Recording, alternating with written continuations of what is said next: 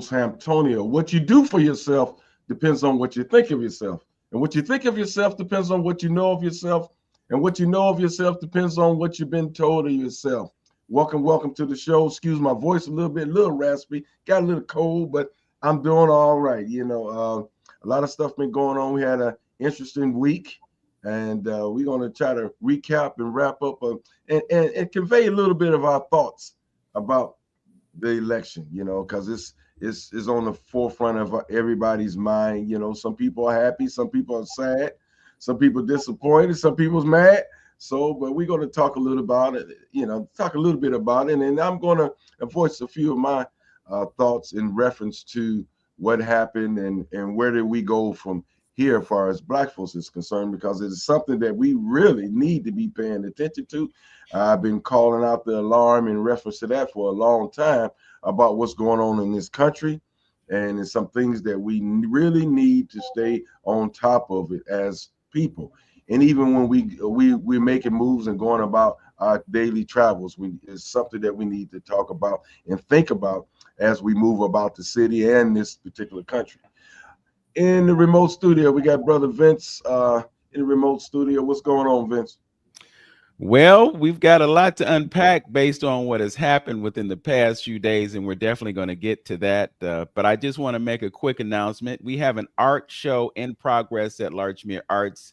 The studio is going to be open from noon until 8 p.m. So if you are interested in acquiring some art produced by Rodney Carpenter and Bonnie Venable, stop on through. There's a lot of great stuff in there, and it's quite reasonably priced. So you can get originals, you can get print, you can get sculptures, there's jewelry, all kinds of stuff.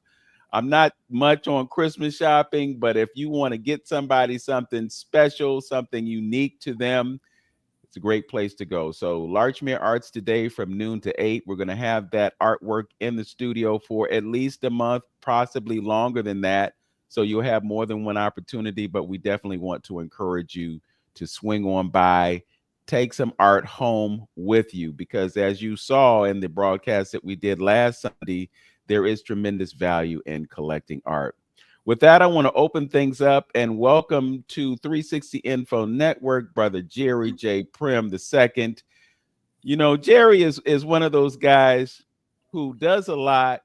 He doesn't talk a lot. So it's definitely a privilege to have him on the air with us. He's one of those behind the scenes kind of guys, but he gets stuff done. He's very influential. He's all over the globe, folks, literally. He told me yesterday that he was quoted in Newsweek. And, I'm not one to gush, but, to have somebody that I know get quoted in an international magazine is special to me. So with that, I'll welcome the 360 Info Network, Brother Jerry Prim. How you doing, Jerry? I'm all right, big bro. How are you? I'm doing well and glad to see you today. I'm sure you have quite a few thoughts about what happened last week. And I Yeah. know one of the things that you talked to me about yesterday was just this whole idea of a plan for Black America. And you mentioned to me that the Harris campaign really did not have a plan, and the opposition did have a plan, and that plan was authored by someone from Cleveland. So we can talk about that. But first, I just want to get your observations on what happened in terms of the election and possibly why we got the outcome that we got. I think that, first of all, the vice president did an awesome job with 107 days. And I know at the end of this conversation is going to go one way, but I'm going to be definitive with saying that I'm not a Trump guy. I'm not a Trump supporter. President Trump guy or President Trump supporter. Let me give him his proper respect. And I was 100% for Vice President Harris. Some of the challenges that I saw across the country, inconsistency in their engagement with the Black community, literally taking the Black community for granted and not really competing for our vote, and assuming that as a community, we're a lot more liberal than we actually are. And those are some of the things that I looked at, and I said that this is just a different era. This is a different time. When you think about when President Obama won in 2008, Twitter was 2 years old. Facebook really didn't exist on a national or international level. Instagram didn't exist at all. The way we communicate, the way we disseminate information is entirely different. I saw a lot of our engagement based on a very liberal messaging, and I saw our engagement inside of particularly the Black community as non-existent or based on things that worked in 2008. And quite frankly, it's just a different world, you know? Do you think that the Democrats lean too heavily on celebrities to engage folk in voting?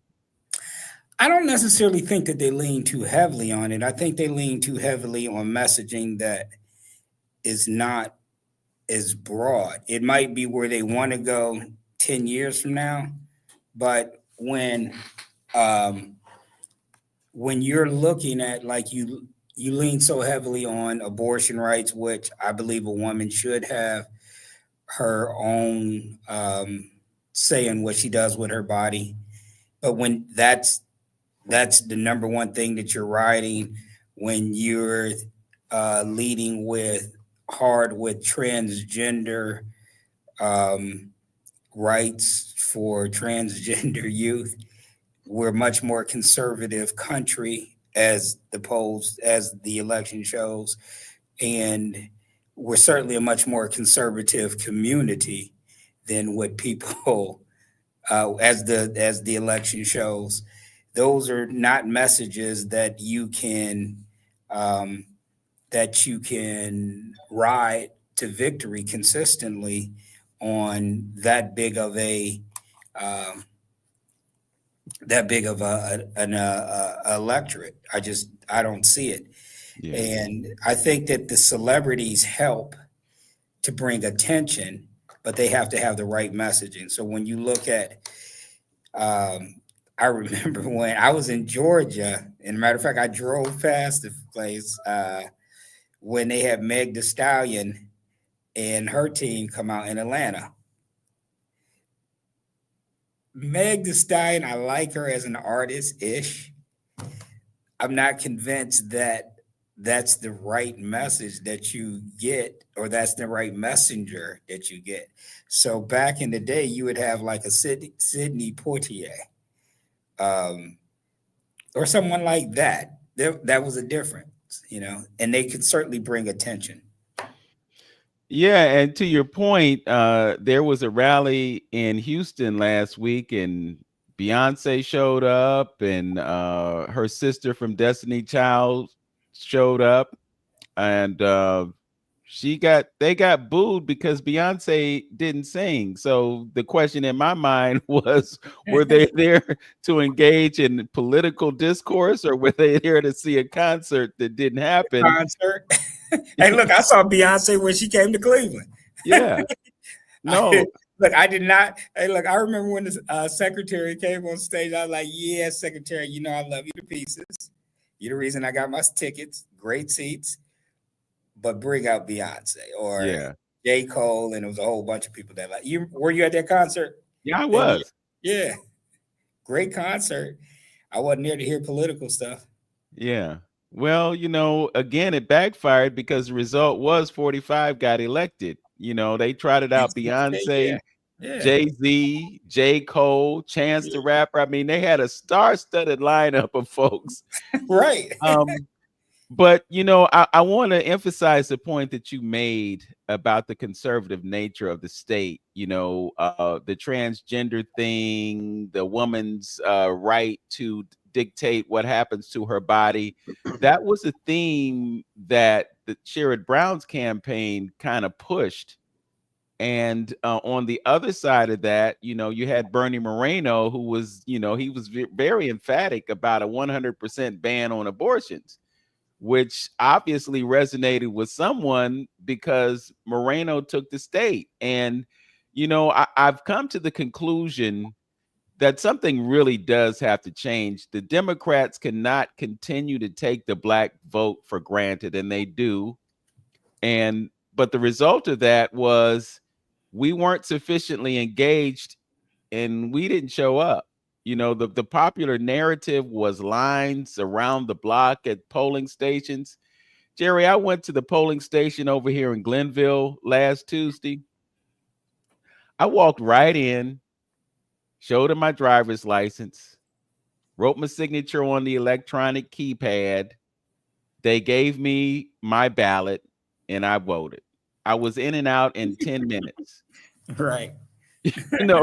So, one thing that I've really been thinking about is just how there was just so much build up to this situation.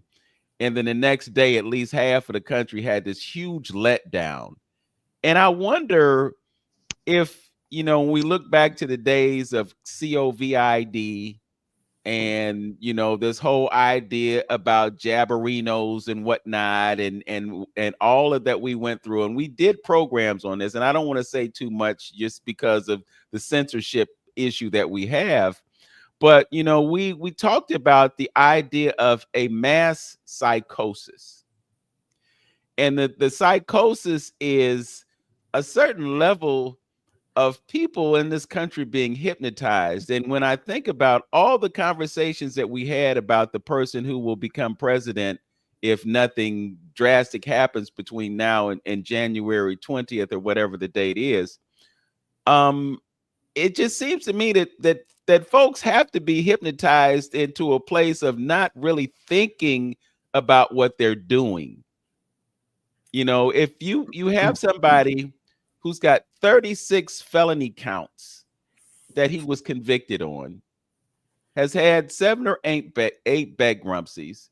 He's had all of the baggage that has been all up and through news media, and people still think that putting this person in office is the right thing to do. It is completely illogical to me, and it's completely illogical to a lot of people. I wonder if there's something, and I'll be the first to say that I do indulge in conspiracy theory, because many times conspiracy theories are proven to be facts. So you can't always poo-poo these ideas that crop up from time to time, but it just seems to me that there's something odd about this. And the other thing that I'm kind of tickled about is how some people have pinned his election on the black man, as if it was our responsibility to do everything that we needed to do to prevent it from happening. And so now the real question is, what do we do now? Brother Antonio, what are your thoughts about this? Yeah, I got a whole lot of thoughts about this thing. As far as this messaging is concerned, I think they really didn't do a good job on some of the messaging that was needed. I think it was a lot of misinformation or information that they didn't clear up, as far as what the black community needed to know. I mean, a year ago to 2 years ago, maybe even when she became vice president, they was messaging that piece about her prosecuting all these black folks for marijuana cases and find out that was false. So I was thinking that the Democrats didn't do a good job in dealing with the grassroots of how black men were feeling in references to that. If it was false, if it was not true, that stuff should have been permeating and should have been snuffed out a long time ago as far as the black community. Because when you talk to black people or talk to black men, that was one of the things that they had to say that was against her. So if it was false, they should have got it out. Number two, it took Barack Obama, as far as I was concerned, from what I was seeing, to really get some of the messaging out about the whole economy piece. That was the second piece that you hear black people talking about, was I had more money in my pocket and blah, blah, blah. but they never did get the messaging out that he was running this first 2 years on Obama's economy. Like Biden just said in one of his speeches he just gave the other day. Some of the things that he put in place, you're not going to see it coming to fruition until a few years from now to a few years. And you know, Trump is going to take credit and saying that he did this infrastructure bill that he passed and a few other things that Biden did. So they did do a good messaging, some good messaging, and putting that out in reference to the economy and letting folks know that Nancy Pelosi's house was the one that they got those checks from and got the dollars and the cents from that they talking about in reference to. So that's number one. Now, when we talk about when you're dealing with this country being divided the way it is, every vote counts.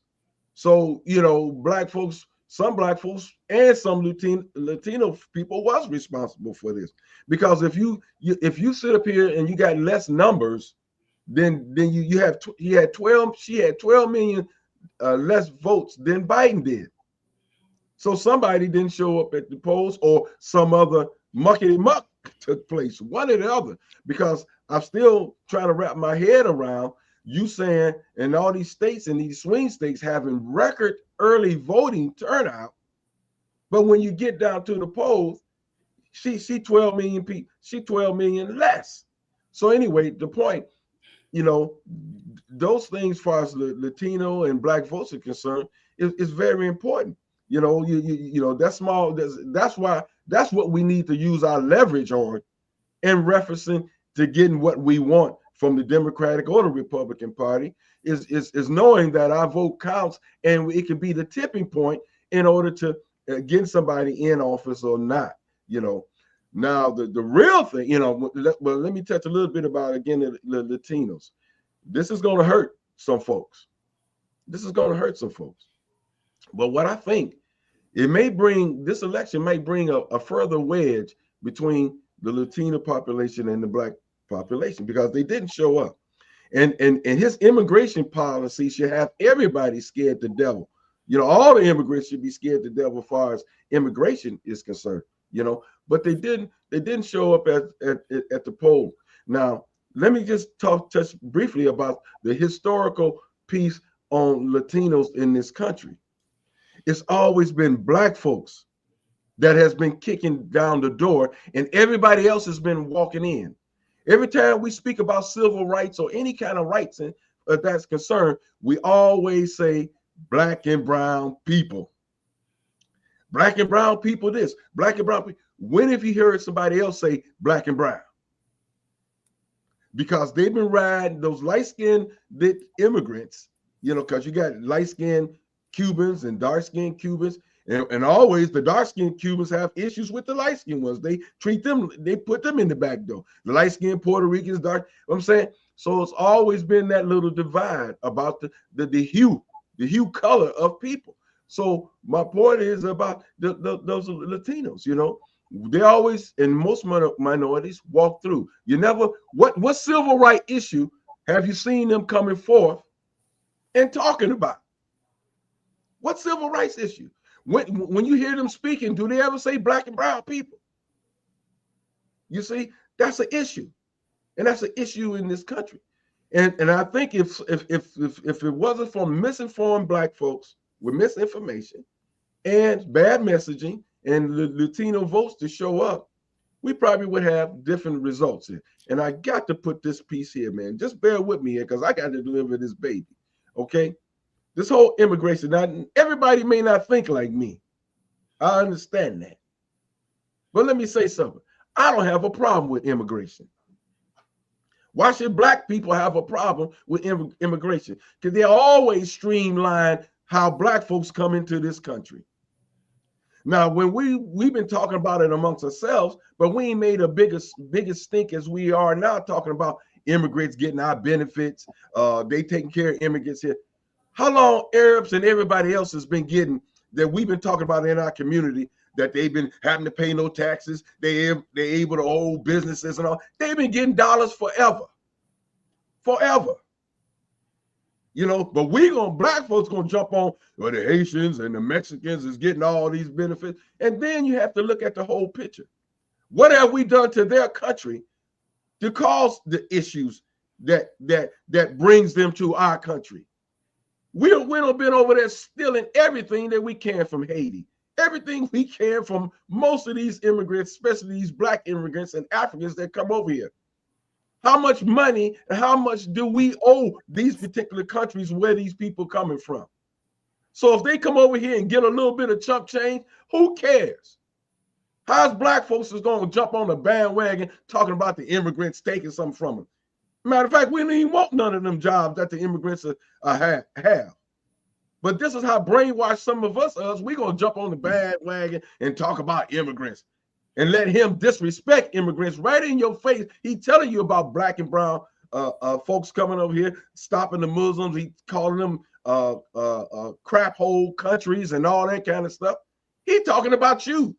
It's the black Haitian immigrants today. It's going to be your black behind tomorrow. But we go right around with that country because you know why? And this is going to hurt. And I had to get, a discussion with somebody.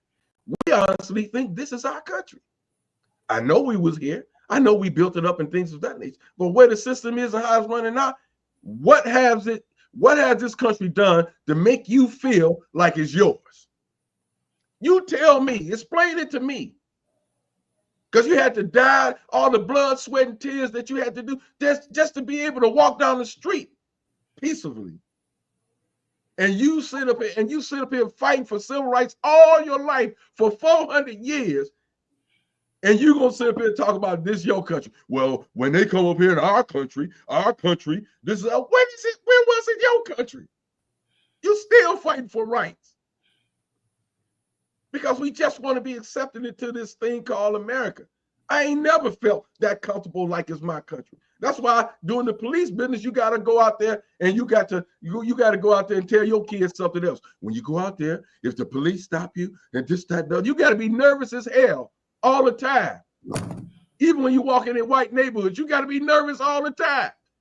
But they feel comfortable to go anywhere and everywhere they want to go. So how is it your country?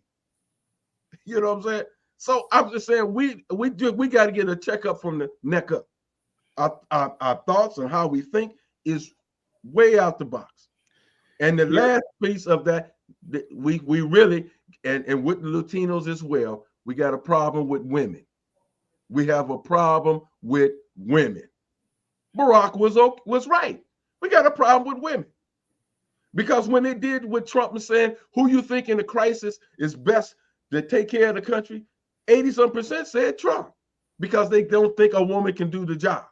And if you study any kind of Afrocentric history, you would know everything was about balance.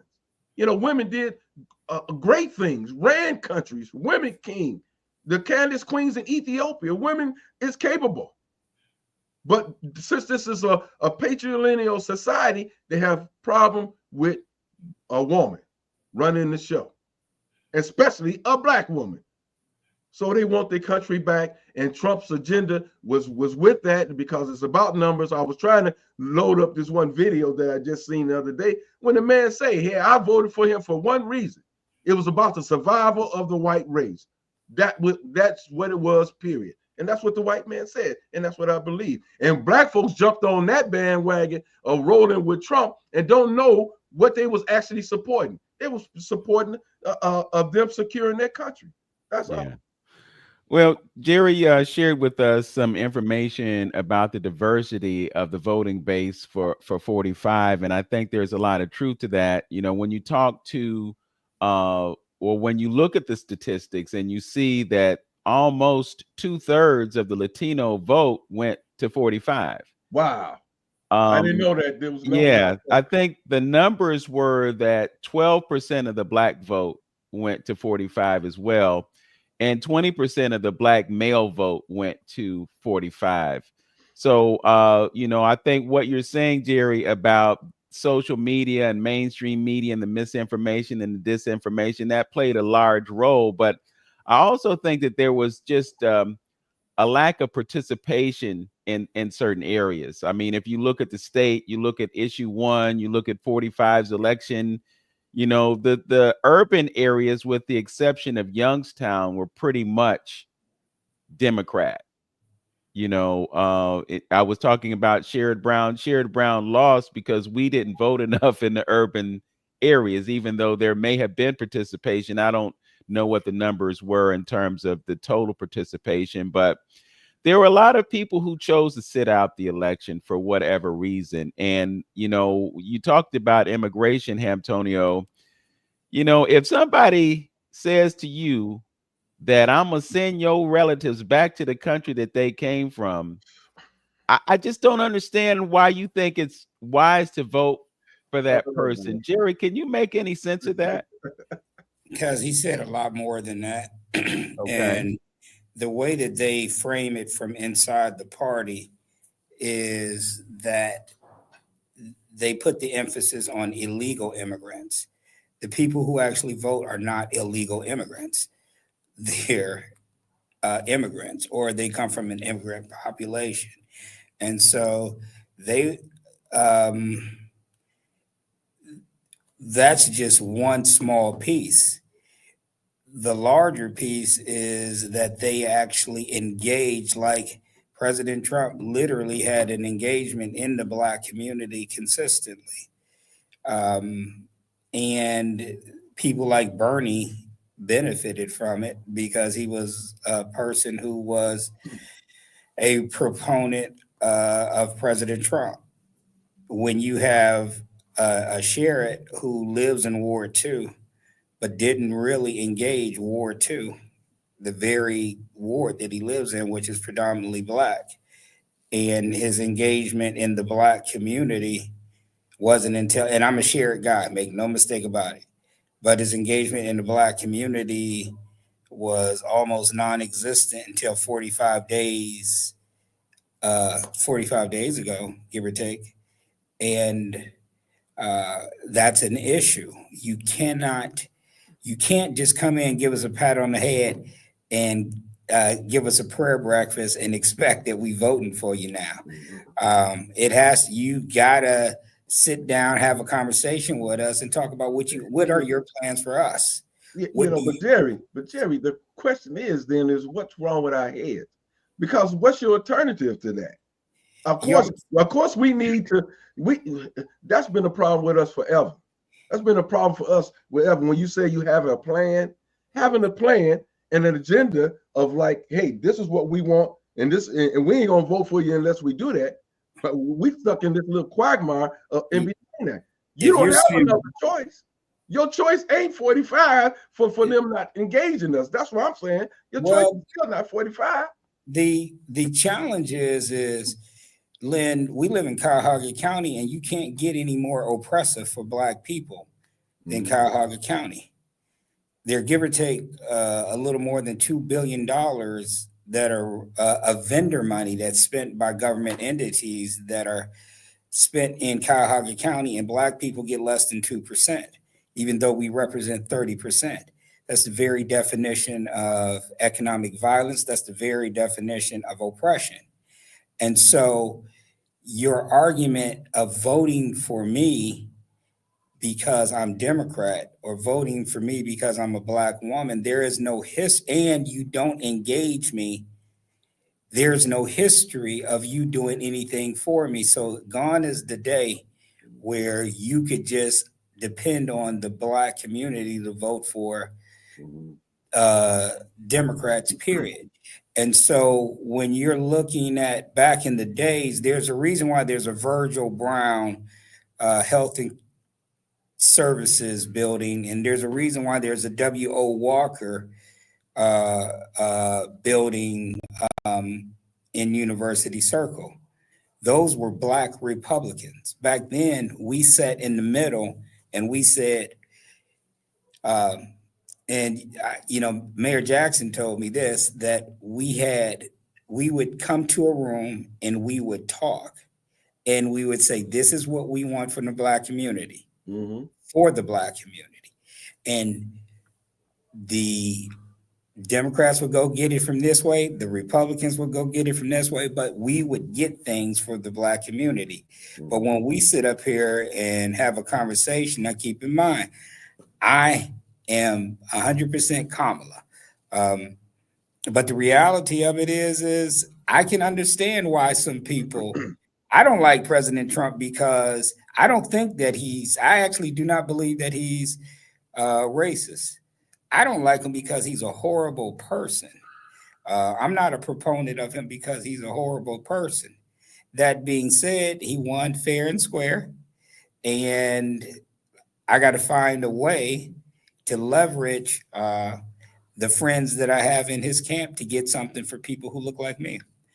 We can't just, I get when you can't have a $400 million Cuyahoga County budget and Black people get $3.8 million of it, and then say, but they're hurting us. Who is they? Ain't no Republicans in Cuyahoga County got no juice. They don't make no decisions, zero decisions. Mm-hmm. And then now, look, and then it's ours if we let them. Look, I'm definitive about it. Like, I ran a campaign against Chris Ronayne, who I'm cool with, but I wasn't at it. But like, all you had to tell me was one time that 94% of his police department gave, or 94% of the people who got their tickets from his police department look like me. Look, there was nothing he could say to me. Somebody got to hold him accountable, and he and I are cool. But I'm definitive on accountability. My accountability isn't I'm gonna hold you accountable, except if you're a Democrat. No, I'm holding you accountable. Period. For sure. When you make the point of Cuyahoga County being basically the most oppressive county in the country. Yeah. Google the word oppressive. Look at the definition. And I want to illustrate the point, because when Chris Ronayne was sworn in as the executive for this county, at that time, the highest level of incarceration of youth as adults in prison came from Cuyahoga County. If you look at the numbers of people who were wrongfully convicted of crimes, guess where it was? Cuyahoga County. This is a county that has an overwhelming proportion of Democrat judges, people that we voted for, people that we elected without fully vetting them in terms of their suitability to judge us. So I think you have a very valid point there. And the point that you made about the engagement of the Brown campaign, it was a last ditch effort. They came over to Waverly Willis's barbershop. They called me about something at Urban Cuts on Superior. Then there was a big rally at Wolstein. All of this, you come in at the last minute, and then you want to lean on us to protect your future as a politician, and it backfired.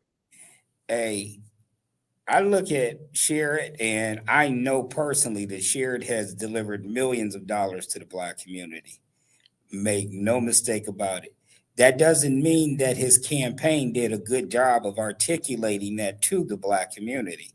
And that's what I'm talking about. Like, when Lynn asks those questions, if you come into the Black community and you lead with, I want this transgender girl who was born a biological boy on his birth certificate to be able to go use the restroom in the stall next to my biological cis-born daughter, and you lead, that's the way you lead, and then vote for me because this is what I want. I'm like, you got to come with a little bit more, particularly when I'm sitting up here looking. Everybody can add, subtract, multiply, and divide pretty quick, and you can look and see, like, they literally put it in their reports. Black people don't get adequate resources out of the county or the government entities. They put it in writing. I didn't make it up. It's not my data. It's theirs.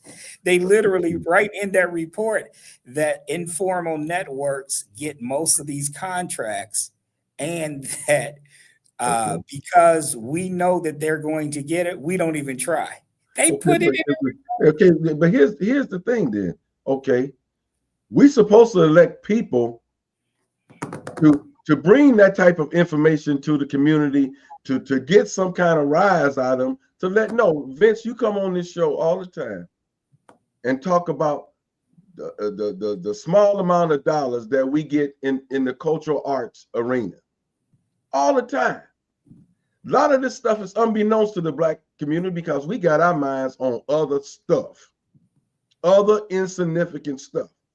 We're supposed to be putting people in there that pull our coattail to those particular things. Like you sounded an alarm, Vince, about, hey, we're not getting enough dollars. You got millions of dollars coming in there and we getting a small. Somebody should be messaging us about that. That should be talked about all the doggone time. So evidently we're not putting the right people in place to sit up here and champion that charge.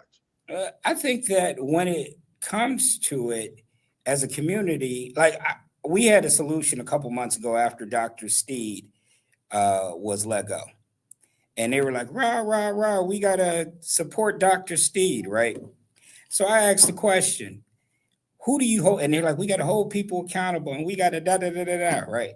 And I said, all right, first of all, who do you hold accountable for Dr. Steed being let go? They was all like, oh, and I was like, the people who let her go were the board of Metro Health. Who puts the board of Metro Health in? Okay. The county executive is the one who appoints the board members of Metro Health. Okay. Who confirms the board members of Metro Health?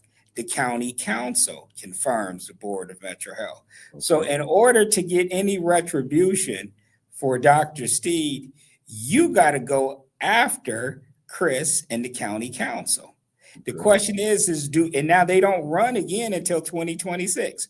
Do you have the focus to do that? Mm-hmm. And do you have the strength?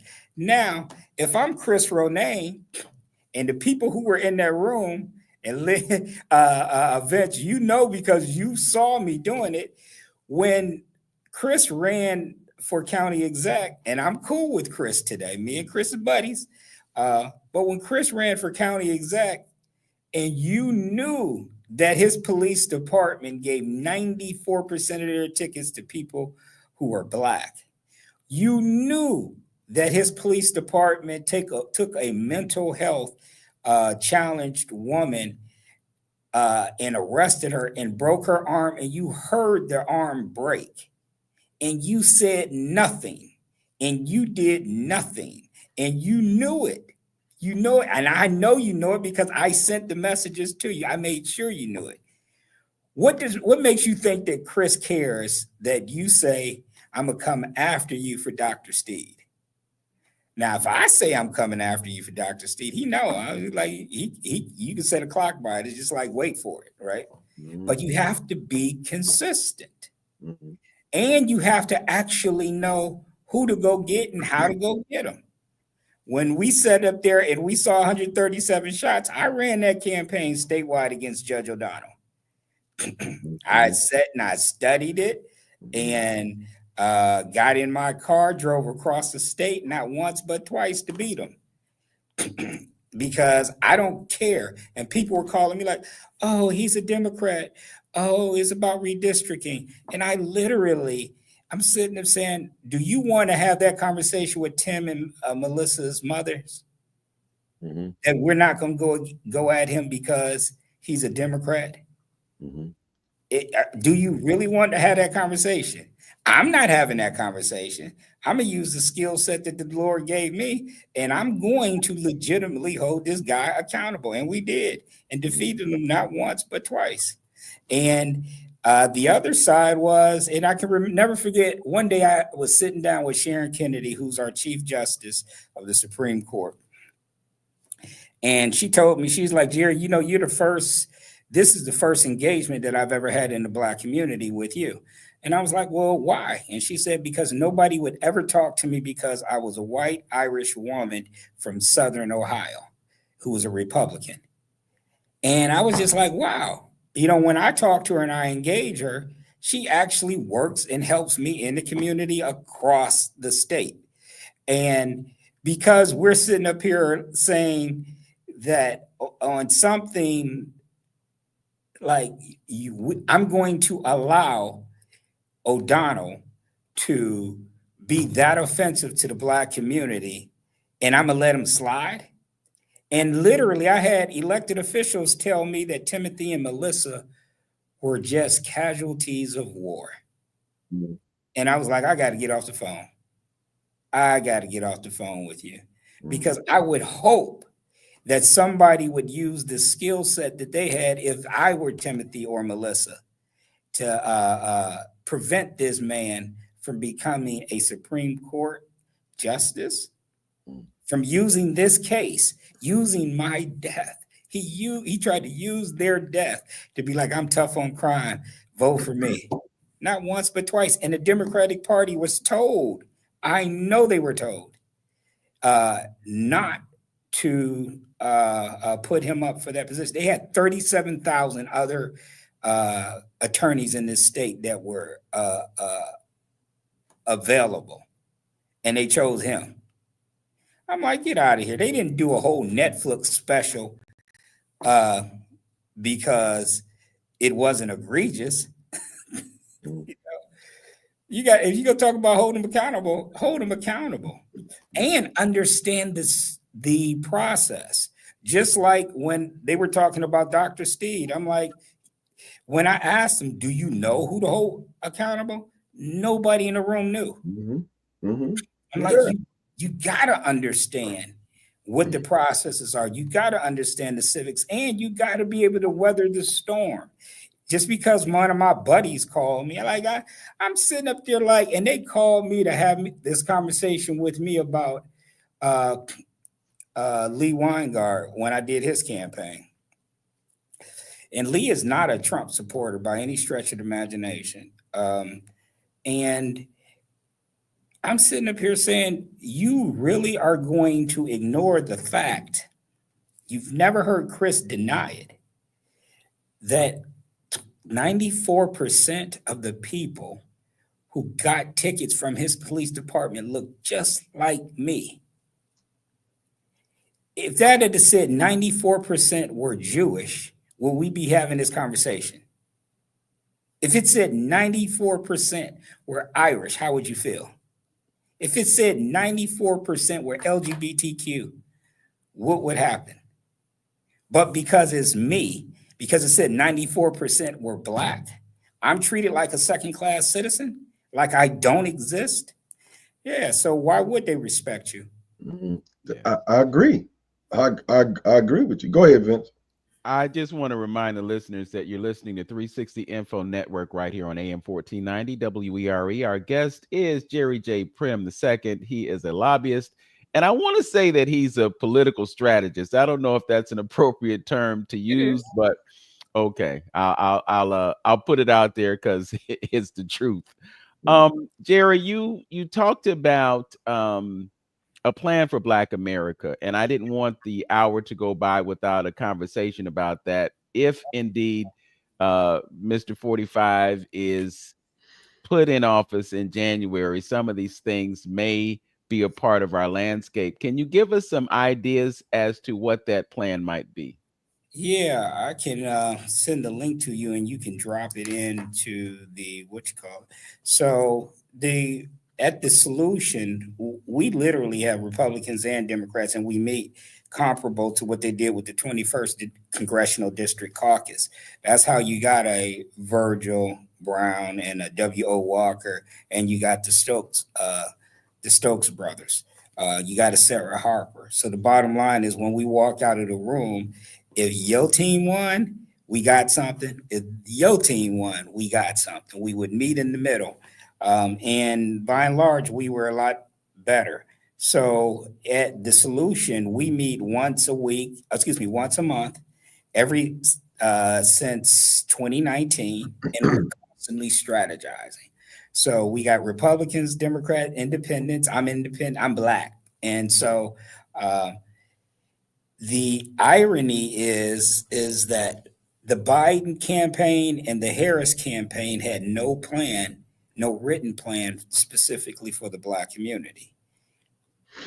There was a plan that was presented to Harris' campaign and to Trump's campaign. President Trump's campaign accepted it and said that this is what we're going to use for the next 4 years for across the country for our engagement in the Black community. The irony is it was written by a guy who's a Republican member of the solution. And so while I am very disappointed that Vice President Harris lost, I'm happy that we were thoughtful enough to always have somebody on the other side who has influence that can and will work for us. So they wrote a plan, and it's the community first policy, which is on the screen right now.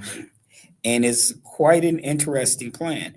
Now, this is the same guy who literally wrote the policy nationwide for the Opportunity Zone. And under the first Trump administration, he got it passed. So now we have an Opportunity Zone. The downside for Black people is that because it came out of the Trump administration, when they tried to engage us across the country, we wouldn't even sit down and have a conversation with them. And our biggest bill is our tax bill, but this is the Opportunity Zone policy is to help you reduce your tax bill, which gives you an opportunity to make more money. And it's in the urban core. This time they have a much more extensive plan.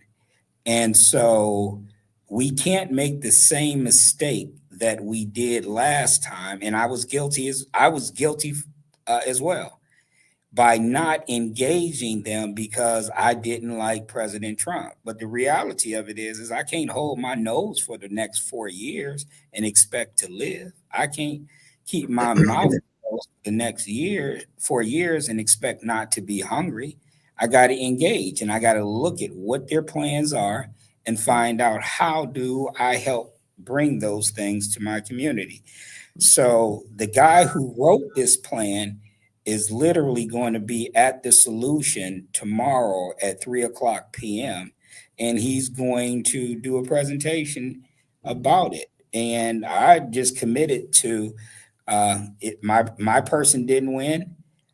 His did. I'm happy that he's there. He's just as pro-Black as I am. But he has influence inside the administration. Literally on Wednesday morning, he was on a plane on his way to DC.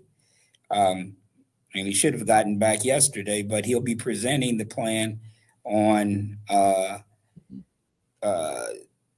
Sunday here at the Midtown Tech Hive at 3:00 p.m. Okay, Jerry, for the benefit of those who can't see what's on the screen right now, I just want to read through a few of these things so people get a taste of what it calls for.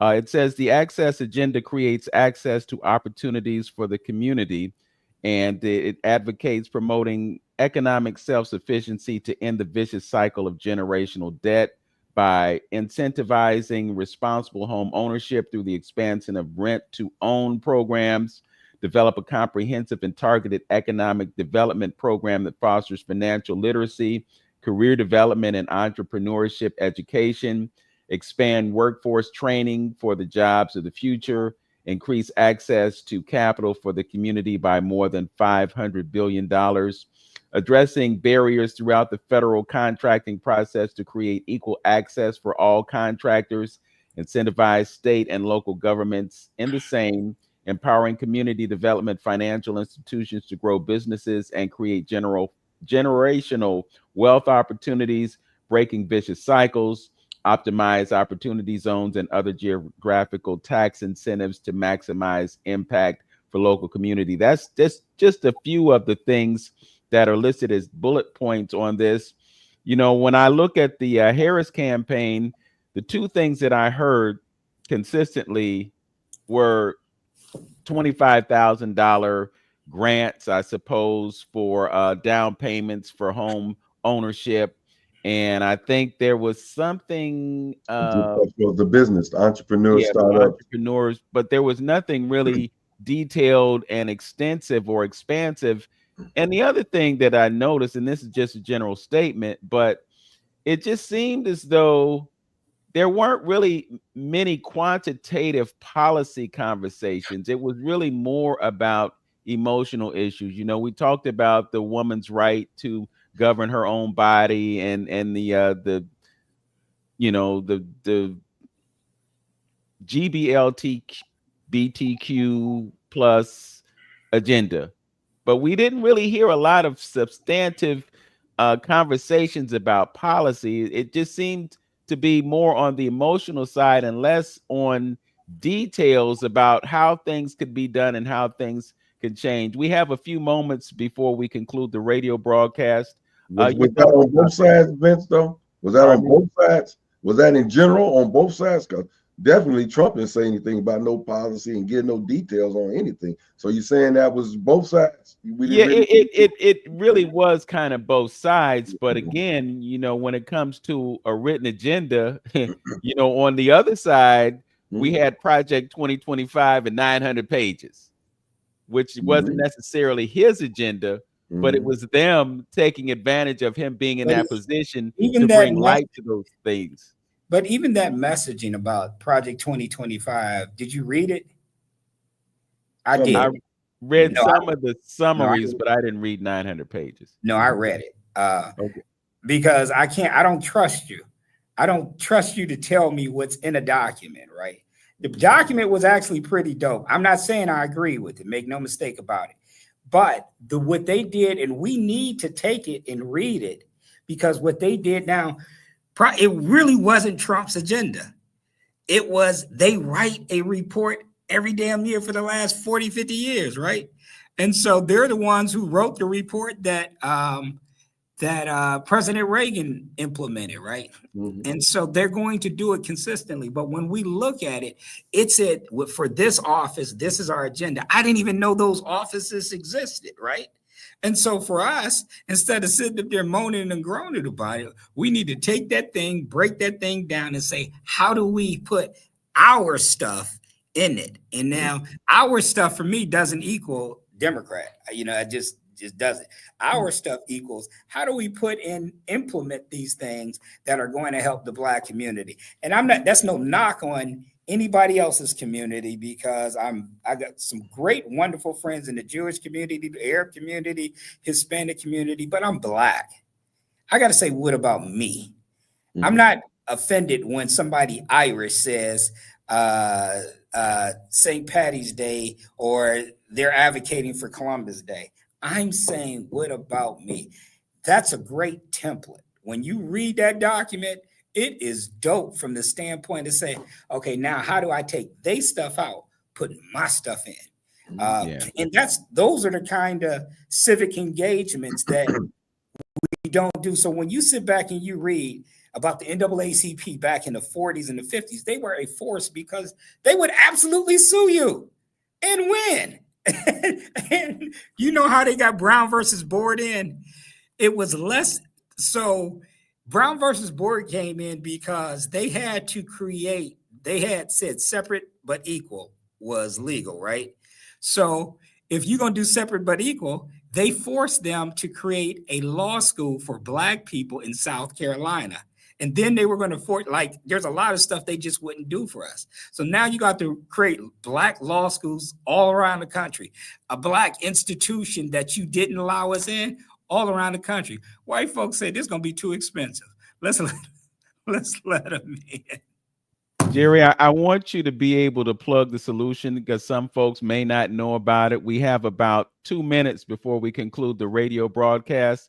Okay. Give us the information about the event that you're having tomorrow and give us a little bit more information about what the solution is. All right. The solution is a Black think tank. Our interest is we sit and we come together, Black think tank. There is no big I's, no little U's. It's not somebody sitting on a panel. It's us sitting in a circle and us legitimately having conversations. Now you'll have from council people to judges to CDC directors. We literally sit there and we hash out what do we need for our community, and we walk out of there with an agenda. We encourage conflicting ideals because that's how we get to the best ideals. And we meet once a month, every second Sunday at the Midtown Tech Hive, and that's this Sunday coming up tomorrow at 3:00 p.m. We're consistent. The only time we don't meet is Mother's Day. We ain't conflicting with Mother's Day, but we sit there and for 2 hours we work consistently on how do we advocate for us. So when you look at beating Judge for Yourself, and now we have 7 new Black judges in the county, that's where we started these conversations at, and that's where we started the strategy sessions. When you look at even this Community First, Shay literally is a member of the solution. He lives in Cuyahoga County, and he literally comes to this event.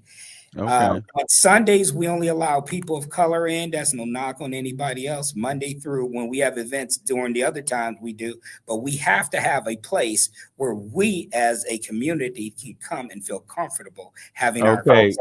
We got to button it up right there because we literally have 20 seconds left, and I cannot let this hour get by without thanking our engineer, Tone Harley, for making this possible. So thanks, Tone, for plugging us in today successfully. We didn't have any glitches. Thank you so much for that. And thank you to all of you for joining us. As always, know yourself, love yourself, be yourself, make today your best day. Peace. Peace. Thank you. All right. So that concludes the radio broadcast. I know you have an appointment, Jerry, and you had to be somewhere at noon, right? 12:30, actually. 12:30. Okay. Yeah, I can stay a couple of minutes if you needed me. Okay, cool. Brother Antonio, you said you had something that you wanted to share, but you couldn't get it plugged in. Is that correct?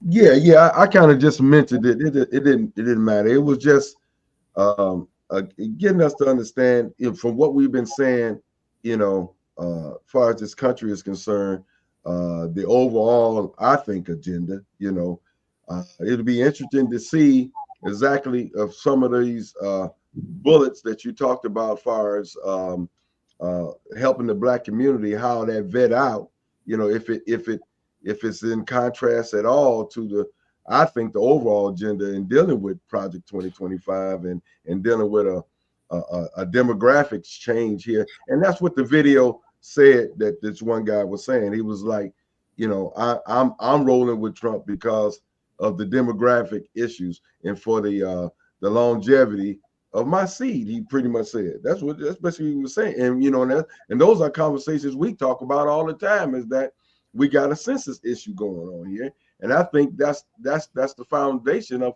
a lot of the issues that are going on. I mean, the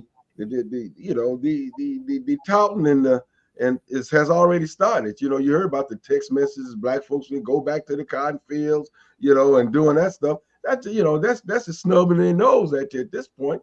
Some people say, I think it may gonna be civil, right? Civil what? Hey, you got everything that you want. What you got to be mad about now? You got the Supreme Court. You got all the federal judges halfway in your thing. You may have the House and the Senate, and you got the presidency. What reason you got to be mad about? Yeah. That's a Boston. If you're playing whist, you running to Boston. So my point is, they ain't got to do nothing. So to be questioned, I've been saying this lately. We are at the mercy of conscientious people. The point is, how much is they going to let him get away with without them saying, okay, you're going too far? Can you suspend the Constitution? Can you declare martial? Can you do? And I think this states' rights situation is going to end up in a divided country, because southern places or different states is going to have their own rules and regulations, And then if he beef up this immigration piece that he's talking about, shoot, Black folks might have to make sure they have ID on them, because if you deal with the immunity of the police and you deal with the stop and frisk, what stopped them from stopping me and asking me, am I an immigrant or not? What's stopping them from doing it? So as you travel, you might have to have papers on you. in order to travel, especially if you're going through these southern states with states' rights. So it's going to be interesting, brother Jerry. I hope that we get something out of this thing, and it may not be as bad as I'm looking at it at this particular point, but I know we're in a vulnerable position right now. We at the beck and call of somebody else. So I hope we have conscientious people that when dealing with those conspiracy thoughts and theories, that it don't come to fruition. Jerry, I want to ask you, based on what I read in other parts of the document that you shared with us, what do you see as possible in terms of those ideas coming into fruition? Do you think that we're going to see some of those measures implemented? Absolutely. When, my question to Shay was, what do you think is realistic? And he's like, Jerry, we're going to go line by line and get it done. And I was like, the thing that makes me not incredulous, and I had somebody told me that they were incredulous about this plan. The thing that makes me not incredulous, or the thing that makes me believe, Shay, is he was able to get opportunity zones done the last time. So we're not talking about somebody who doesn't have a history and is not an expert and who is not one of their insiders and that they don't trust, Okay. Just quick question about are you talking about the opportunity corridor zone? Is that what you're saying? No, opportunity zones. So what that is they wanted to create economic tax breaks vehicles for people inside the urban core, Black people. And it was introduced by Senator Cory Booker and Senator Tim Scott. And what it is when you have a capital gain, instead of paying that money to your taxes, you take it and invest it into a business inside an opportunity zone. And then for 10 years, you don't have to pay the taxes that you would have for those capital gains. Then at the end of that 10 years, you pay your taxes, but you will have used that money to make more money.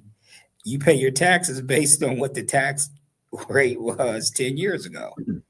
And so because we were so anti-President Trump and even having these conversations, we missed the boat. We have no idea that exists. Almost the whole city of Cleveland, is an opportunity zone. So imagine you sold a house, you got to pay a capital gains tax. And instead of paying that money to the feds, you invested in buying another house or another business inside the opportunity zone. That's the way these jokers playing the game. They playing chess, we playing tic-tac-toe. Yeah. Oh no, that's a perfectly great point there. There are so many advantages to people who live in this country if they engage in business. But we're not aware of that. We take the standard route, go to school, get a job, pay your debts, pay taxes, and hopefully you have enough money to get buried when things come to an end. And the others are taking advantage of those things that you talked about. They're creating wealth. They're creating wealth that can be handed down from generation to generation.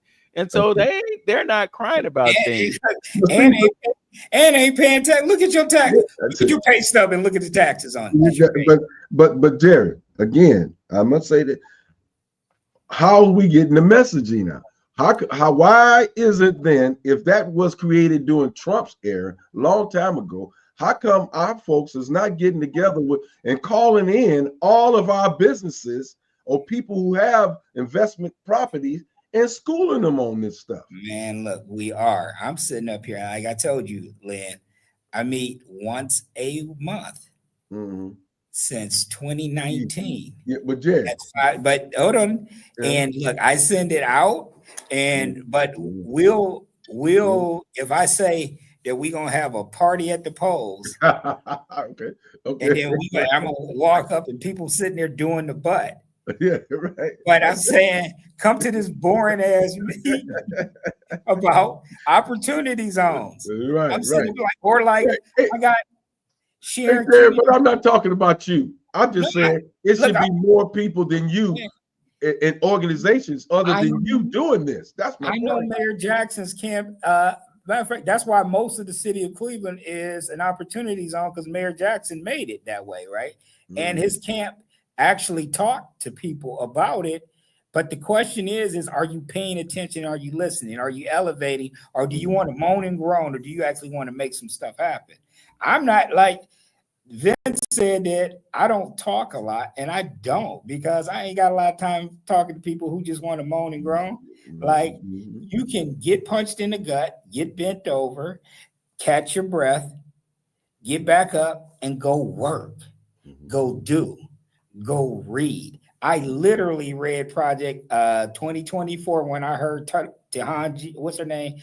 The actress say it at whatever awards. Taraji Henson. Yeah, when she said it, I was like, all right, let me go find this thing and let me read it, because I don't trust them. Democrats, again, you can't get any more oppressive to a community, to the Black community, than what happens in Cuyahoga County. It doesn't exist.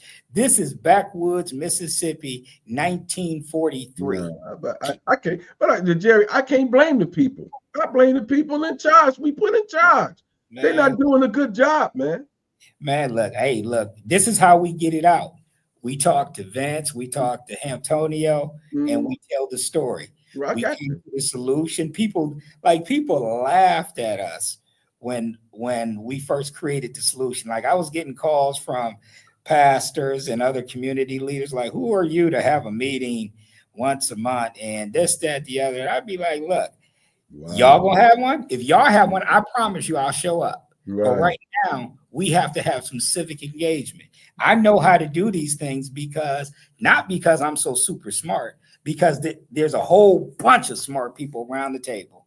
You think I know how to fight these jokers when it comes to DEI? Do you think I understand what that actually meant at the Supreme Court? I could read that document 100 times and I'm like, I believe. When I'm sitting there with this attorney, or when I'm sitting there with this judge and they're explaining it to me, and now we're strategizing, and it might take us a few years, but we can actually protect ourselves. But when we're not meeting consistently, when we're only jumping up when Tamir gets shot, when we're only jumping up when it's some firestorm, we're not sitting up here going and engage, and then we let somebody tell us who we can talk to. We let somebody tell us you can't talk to them Republicans. We let somebody tell us that they're racist. They might be. Look, I joke with people. I say all Trump supporters aren't racist, but all racists are Trump supporters. but the reality of it, all of them aren't. And I can't tell you how many good friends that I have that have helped me across this state and across this country. We're going to sit up there and let somebody tell us who we can talk to, who we can't. And you ain't gave us nothing. Yeah. Nothing. 99% of the budget of the county goes to white folks. That's, man, end the broadcast. I can't take no more. That's horrible, man, because it's the same thing that Vince be talking about with the cultural arts piece. We get this. How are we still allowing that to happen, man? Hey, you got to come to the solution. Like, when you come to the solution, you'll see, like, all right, let me take it back for a second, right? We recognize there was a point in time where we all used to sit up here and say that the only people who get elected to bench are Irish and Italian. And the pastors, the leadership would say, how come we can't get nobody Black? And for 20 years, the only person that got elected to a countywide bench was Tanya Jones. One person in 20 years. And so as we sat down and analyzed it, we found out that judge for yourself was the major hurdle that we couldn't beat. So it took us 18 months of strategy and a campaign to actually get them to change their policies, so that now we have 7 new Black judges and we're winning at a higher percentage. My point for saying that is that comes because we consistently meet and strategize. Sometimes we beat our head up against the wall and we can't figure it out, and then we leave and we come back a month later and then we're like, all right, we're gonna change this and we're gonna do this. So right now, when I talk about that over $2 billion, we're working on it. We acknowledge it's probably gonna take us about 18 months to get it figured out. We're sitting around with attorneys and accountants and just people from all walks of life, because we have a very diverse group. We all see some different stuff. I see stuff from the standpoint of a lobbyist and a business consultant. Somebody else sees it from the standpoint of this is what they mean, and this is what this means, and this is how the Supreme Court adjusts to this. Somebody else is a community development professional, and they're saying this is what this means. But as we're sitting there working on it, 18 months from now, we expect to be like, show me the money, right? But if we don't meet, and if we allow somebody to distract us because they got a grant from the county, this is what they do to you. This is how they sidetrack you. They give you a grant, give you $40,000, $50,000, $150,000 grant, or they give you a job. And then because you got that job or you got that grant, you don't want to rock the boat. Rock the boat, exactly. Right? And so I'm like, man, please, look, I'm gonna rock the boat and I still want my Skrilla. How about that? And so, but when we come, like literally at the solution, this has like been on our project. We've been working on this for over a year. We literally have the county's report, and I'll send it to you, Vince. And we have the county's report on their disparities in their spending with minority organizations. Yeah, it is, but you reading it as Hamp and him reading it as Vince and me reading it as Jerry means nothing. But when we come to them and we have a plan that says that we did met and overcome all of your obstacles in this document, give us the money. Give us the opportunity. That's what we're doing at the solution. That's what we work on every single month. And we're unapologetic. I don't even write it where it says like people of color or BIPOC or minority, or I'd be like, no, black people. When I look, I'm on the board of the Anti-Defamation League. It starts off for Jewish people. When I go to the Irish American Club on the east side and the west side, they got two. It say for Irish people. Thank you. Why can't I say for black people? When you read, like if you sit back and watch Dr. King and everybody who actually moved the needle back then, they said we were Negroes back then. So they said the Negro problem is, and we need to do this with the Negro. They wasn't like BIPOC. They wasn't like Rainbow Coalition. They wasn't.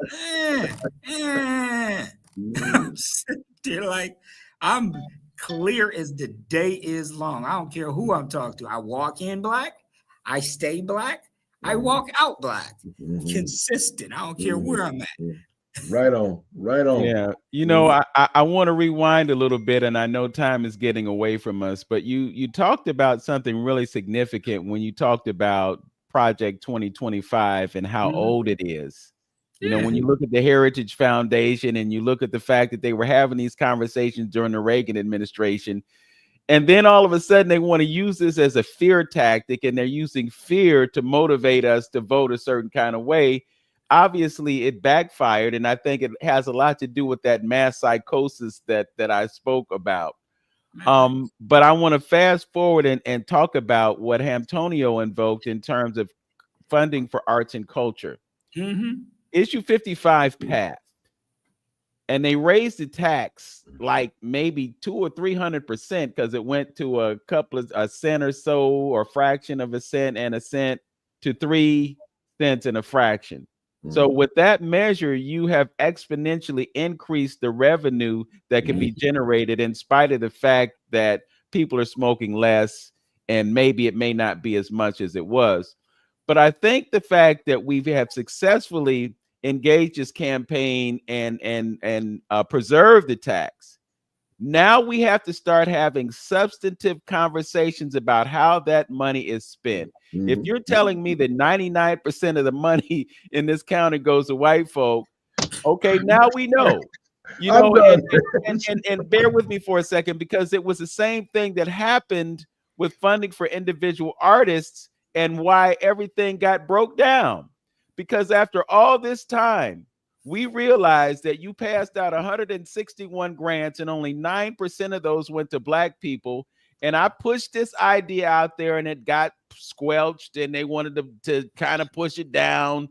But the fact is that Black folks in Cuyahoga County were the ones that were smoking the cigarettes and making the largest contribution to that pot of money.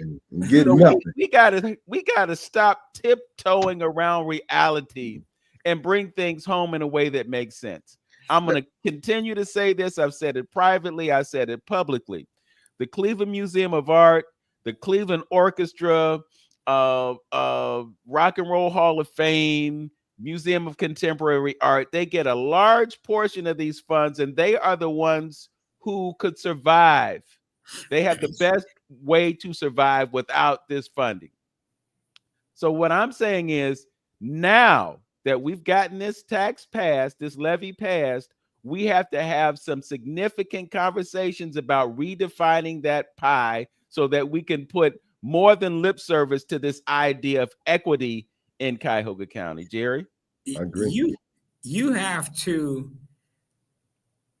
be consistent in knowing and strategizing on what their pain points are and not be afraid to actually push them. And so, and knowing how to consistently present in a manner in which people can receive, right? So in the past 3 years, we've raised a little less than $100 million, right? Once you've done your first $4 million project plus, you see that the presentation is very different. And so that's part of the reason that the solution, we do these trainings on how to do grant writing, how to approach a funder, how to think about how to quantify the social impact of your program so that we can help increase the probability that you can get the funding, right? Because there are some things that we do need to tighten up ourselves. But we have to, we don't want to go to the boring meetings on how to do this stuff, right? Right. Sitting at the arts and culture, it is not the funnest thing to do, right? But you want that money, guess who making the decisions? Right. They can't give you money if you ain't in the You ain't room. there at the table, yeah. Right. You ain't in the room. They giving the money to those who are there, right? They're giving the opportunity to those people who are there. When I have to go after some stuff, like I got to go to these super boring meetings, right, where I'm the only Black person in the damn room, right? But at the end of the day, that's the price that we have to pay. And so, okay, what you gonna run for, man? Because I appreciate your Blackness, brother. You know, in my closing, I appreciate your Blackness, but what you're saying and everything that's been said today, to me, is that they really take advantage of our ignorance, for our disengagement. You know, and I'm just saying that our politicians and peoples that we put in place, if those things are available, I always used to say there's fights out here that we need to be in that we're not even aware of. You don't even know they exist. You don't know they exist, man. And we're not doing a good job, and that's what's, I don't know what to say. My brother, like I said, I appreciate what you're doing. I appreciate what you're saying, brother, and stay Black in that room, my brother. And if you can put some networks together to help get these messaging out and this information in our community, man, please do it. If whatever I can do to help, let me know, because our ignorance is one of the things that's keeping us in this position that we in right now, man. The thing that I would say to you is every second Sunday, we're at the Midtown Tech Hive, 6815 Euclid Avenue. 68. It's always an engaging conversation. It's always, and it's actually working. We're literally working. It's not, look at Jerry, I'm so smart, I'm sitting on the Nah, I'm not, right? It never goes the way I think it's going to go. And that's what I think is the beauty of it, right? It's not like, I hate when I come to these places and there'd be a panel and they got like 5 people up there giving me their opinion. They ain't got 2 nickels to rub together. All they got is a Cadillac or a Lexus. And then now I'm supposed to think you ain't never moved the needle. You never moved the needle, right? So when we come into that room, it's not Jerry Prim. It's not the Jerry Prim show. It's the Black community show. I'm telling you, Rabbi Ghost, if you know Rabbi Ghost, then Jack, he ain't accepting Jerry Prim, nothing. If it don't hold water, he gonna kick it out in a heartbeat. If that makes it, and I encourage it. So come to the tomorrow's meeting is going to be kind of special, because at that meeting we're going to sit up here and say, this is the reason why we created this program. This is what we're here for. Here is the guy who literally wrote it. Ask him whatever questions you want to ask him. What's the probability of this going? Why should we trust you? Why should we believe you that you can pull this off? How do we really know that this is it? Ask all those questions. I ain't worried about it. Right? And so, but that's the kind of stuff that we do at The Solution. And then when we bring Sharon Kennedy, the person over the entire criminal justice system for the entire state of Ohio, she's coming to the Tech Hive on the 19th at 4:00 p.m. Come in and ask her questions. She a big girl. She the Chief Justice of the Supreme Court. If she can't answer your questions, why should she be there? But what you're going to find is that, like, I'll give you an example and I'll tell this story. Fred Ward, who runs, he does a lot of work in the reentry space, right? He wasn't getting a lot of help out of Northeast Ohio in the reentry space, right? So Sharon, he shared that with Sharon. Sharon literally called everybody. There was organizations from as far as Toledo, because she's the Chief Justice. They can't not answer her call. So she calls 10 organizations into a meeting, 10 individual meetings in one day to bring resources to Fred and Fred's program. But if we don't talk to her because she's a white Irish Republican from Southern Ohio, Fred doesn't ever get that help. And so I'm just like, let's have some fun. I ain't sitting up here with the poor me, woe is me. I'm like, man, look, everybody gets held accountable. I don't care if you Black. I don't care if you white. I don't care if you Republican. I'm not part of the Hatfields and McCoys. I ain't part of the Crips or the Bloods, and I ain't part of the Republicans or the Democrats. I'm Black. What you got for us? That's where I start. That's where I finish. Well, I have a councilman who reminds me all the time that in Columbus, there's money. And sometimes it comes from the Republican side of things. So you got to go and deal with the people who have the resources to get things done. And you just illustrated the point with the Chief Justice and what she did for Fred Ward. We have to step outside of some of our comfort zones, and we have to stop taking for granted that people can represent our interests better than we can.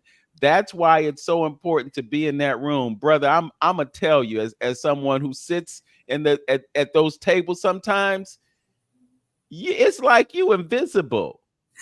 The conversations just go on, and if you don't know how to jump in and make a point or bring something up, it's just going to get passed over. That's why we got to be sitting at these tables in order to instigate conversations that are going to lead to meaningful change. Other than that, we're just going to be passengers on the ride going wherever they take us. Man. And that's not acceptable.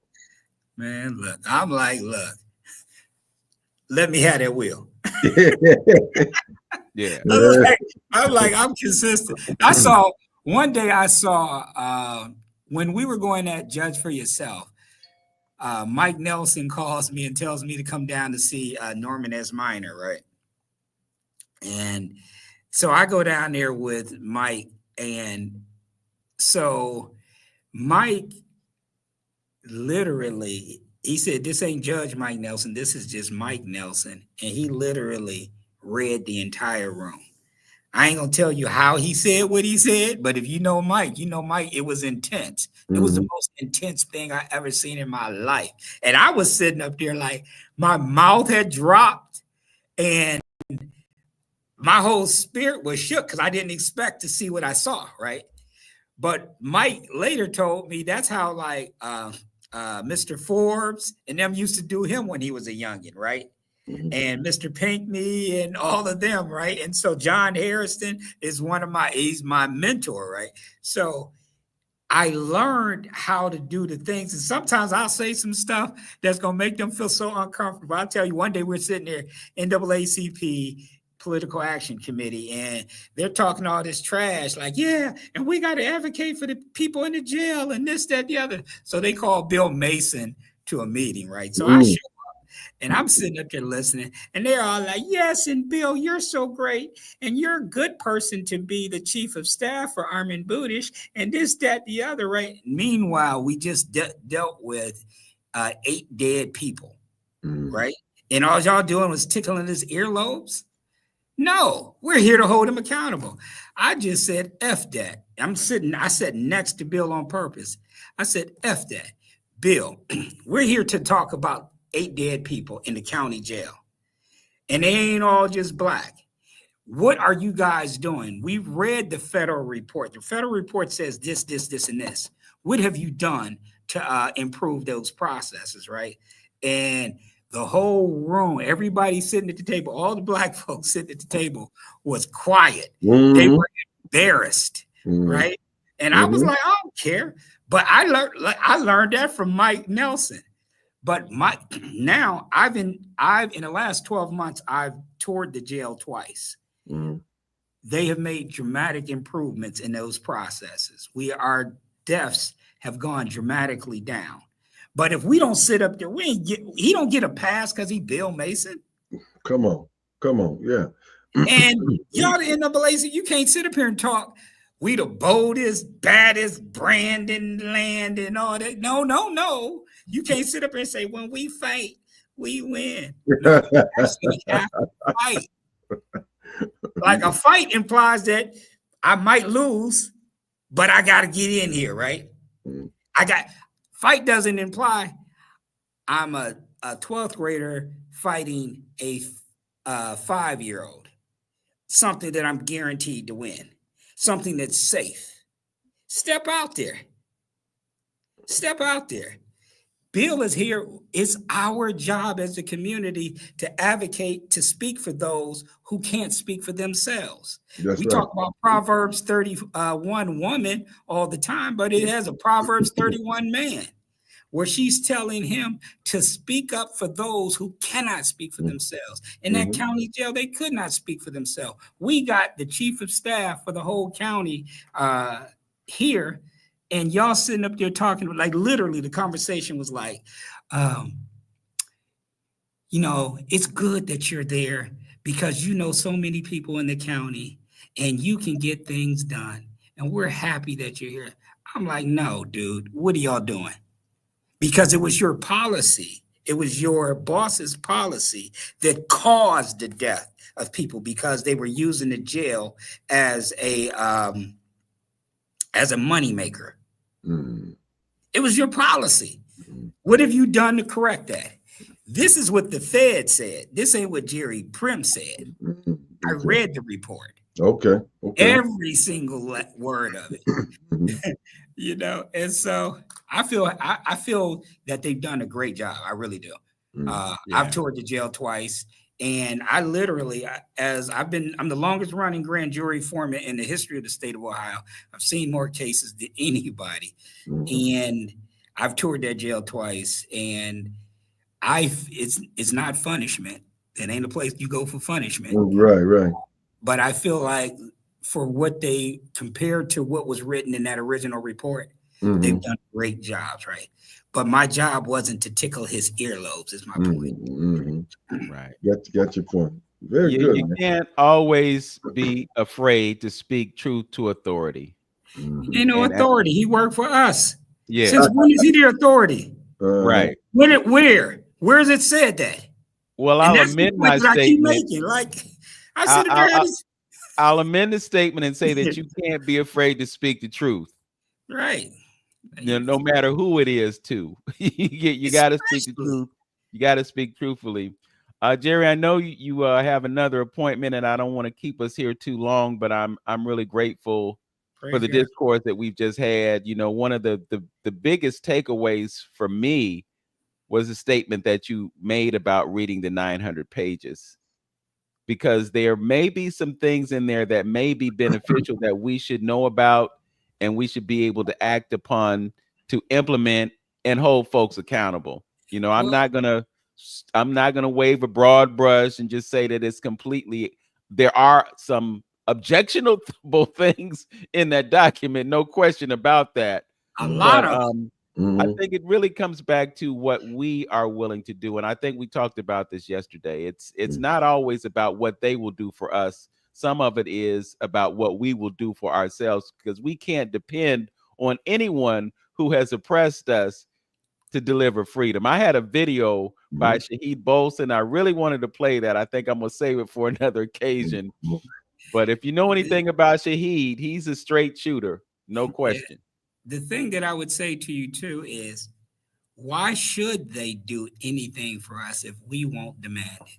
Yeah, I agree with that 100%. I agree. When you sit up there with this joker, and he got the ability to change the policy in the jail, and you ain't demanding nothing. You just tickling earlobes. Yeah. You sitting up there with the joker that got the ability to increase the budget for minority spend, and you won't say nothing, and you scared to. What are you gonna do? Not give you no money? He ain't gonna do it. He ain't gonna do it on his own. He ain't giving you no money now. Yeah. You can't get no less than zero. That's funny. You can't get no farther back than last. We are dead last in every metric that is good. Number one in every metric that is bad. We can't get any worse. What do we have to lose? If you move the needle a little bit, it's a gain. You know, it's a win. It's a win. It's a win. But what you say, just quickly before we go, this what you say about the project. Right? My point is, at least you know what they're thinking, and you can set up a good counter to deal with what you. That part, right there. That part. That's why I read that bad boy. Yeah. I was like, oh hell no. And in transparency, I got Speechify. So I brought it into my Speechify and I listened to it. And so I would 15 minutes here, 30 minutes there. That's how I got through it. So Speechify, huh? Okay. Yeah. It's a technology. It costs like $10 a month. But you can take any document into it, and you can listen to it while you're doing your run, while you're working out and whatnot. But what you find in that document is, like, there are offices, there are government positions that I never knew existed and didn't know what to do. And they went down and broke down just about everything in government and said, this is what we want this person to do. This is what we want this office to do. This is what we want that office to do. You don't even know damn office exists. And so now I'm sitting up like, oh, we need to, yes, good looking. I'm happy. I know. Now let's play the game. Now instead of playing, they're playing on ignorance, man. Ignorance. Instead of them playing chess and we're playing tic-tac-toe, let us get on the board and let us play chess. Okay. And it might take us some time. It might take us 3, 4, 5 years. Yeah, right. But at least we moving in that direction. The solution has been meeting for 5 years. we're getting pretty good at the work that we do. In closing with me, I know you got to go. I'm just gonna give you an African proverb. What they say: once the fool has learned the game, the players have dispersed. And that's what it seems like we are always at. We're not in the game and at the table. By the time we know a little something, they don't change the game and moved on. Man, look. Well, hey, look, I'm right there with them. I want to extend the invitation to those of you who are tired of playing checkers and want to play chess. 6815 Euclid Avenue tomorrow at 3 p.m. Be there. Add your voice to the room and see where we can take things. Jerry, thank you so much for joining us on 360 Info Network. Right. Praise God. Thank you. I appreciate you all. And above all, keep doing what you do, because it's people like you who are making a difference in the lives of people around this country and definitely in this community. Thank you, Jerry. I appreciate you. It's sober. It's a breath of fresh air to somebody talking like that. Right on. Praise God. Appreciate you. All right. All right. Take care, brothers. All right. Okay. And as always, know yourself, love yourself, be yourself. Make today your absolute best day. Brother, do you want to hear that Shaheed Bolson video? How long is it? It's maybe 3 or 4 minutes long. Right on. Yeah. I'm just compelled to share this because, you know, he may deflate some of the things that we talked about in this broadcast, but I'm telling you, I was just blown away because he doesn't pull any punches. You know, he gets straight to the truth. So let me pull this up. Yeah, definitely. Might play an ad first. You got his bullet up. You know that, right? You got Jerry's thing up.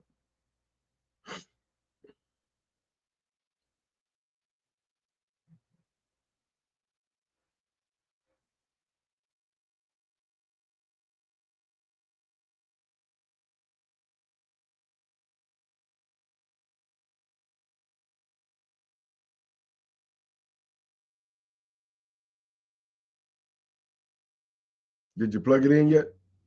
Yeah. Hold on. Okay. I didn't want you to think he was playing and nothing was going on.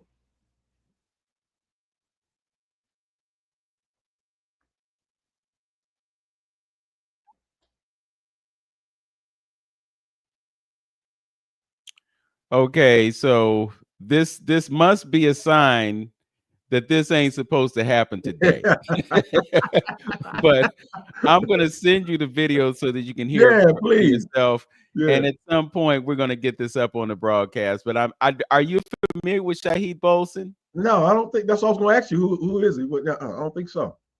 Last year, within the past year, all of a sudden, I'm seeing this guy, and he's just spewing truth. And he's tied to a YouTube page. It's called let me see if I can pull it up right quick. It's called Middle Nation. Middle Nation? Yeah, and I think they're talking about the Middle East. Okay. You know, but this guy, he's one of those he kind of reminds me in a way of Malcolm X. Okay. Because that's the level at which he has understanding about things and he can communicate about those things. So after you see this, you know, he's talking about Ghana and the global South, talking about how they have more freedom there than we have here in the United States. Really? Yes. Okay. You know, I'm looking at it right now. I'm puzzled as to why this thing won't play right now. But I'm going to send this to you, and then perhaps in a future show we can play this video and people can draw their own conclusions. But one of the things that he mentions is the fact that there are so many different kinds of slavery in this country. You know, he mentions the insurance adjuster, the IRS, you know, the HMOs, you know, all these different entities that exist, your employer, you know, all these things, because basically you report to them. If you're working for somebody and you decide that you need 4 weeks off, you have to ask for it, and they have the right to say yes or no. It's Vince, just like we never looked at our passport and stuff like that kind of way. But you gotta have permission to leave the doggone To place. leave the country Yeah. and to have permission to get back in. You know, and we've been through that experience. I remember when we were coming back from the Dominican Republic the last time, and it was a traumatic experience. You know, you come into the airport, they scan your baggage and everything, you get in, you get to the gate, they scan your baggage again, they took your water away from you that you paid $5 for a drink of water, and then they take that away from you, so you got to get on the plane without the water. You know, it's like, and then I remember one time I was coming back from Panama, and they pulled me to the side.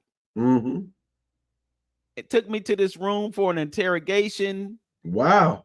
Okay. And they said that there were traces of fertilizer in my clothing, which was in my suitcase. Now, it just so happens that a couple of days before I took that flight, I went to a golf course. I laid down on the ground as I normally do, and I do my stretches. And they use fertilizer on golf courses. Oh, I got you now. Okay. I'm like, what's going on here? You know, why am I going through all this? You know, and it's like you're suspected of being a criminal just to get back home. Hey man, I ain't gonna tell you what Chris told me what they done to him when he went to Israel. They damn near strip searched him, brother. He said it was so embarrassing, man. You know, and of course when he took Air Israel or whatever the name of the thing was, he was the only black person on the plane. And they was looking at him all cockeyed. He said it was a horrible feeling, man.